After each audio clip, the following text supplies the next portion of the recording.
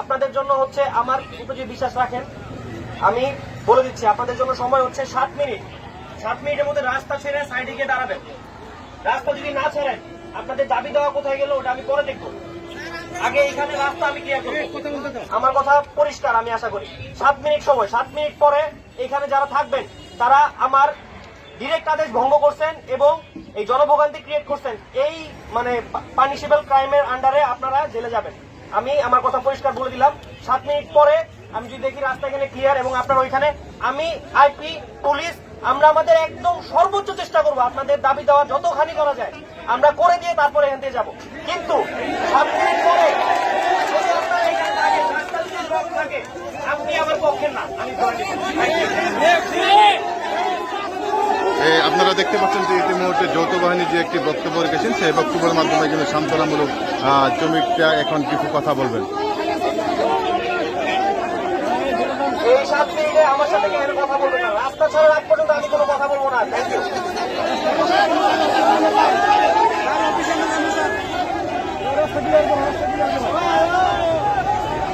রাস্তা কিন্তু ইতিমুহূর্তে যে যৌথ বাহিনীর যে বক্তব্য, সেই বক্তব্য শুনে কিন্তু শ্রমিকরা ইতিমুহূর্তে কিন্তু রাস্তা ছেড়ে যার যার অবস্থানে যাচ্ছে।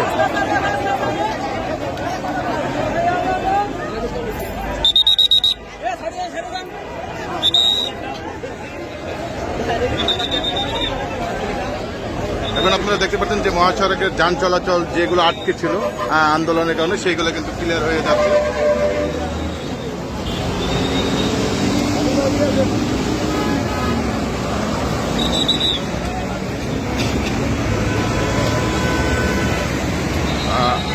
মহাসড়কের যান চলাচল কিন্তু স্বাভাবিক এবং চলমান রয়েছে। যৌথ বাহিনীর যে ছিল যেমন সান্ত্বনামূলক তাদেরকে বক্তব্য দিচ্ছে এবং যে গার্মেন্টসের যে মালিক ছিল সেই মালিকটি কিন্তু দ্রুত এনে এই বেতন ভাতা দাবি শ্রমিকদের আশা পূরণের জন্য তাদেরকে এই মহাসড়ক থেকে কিন্তু এই মুহূর্তে সরিয়ে নেওয়া হচ্ছে।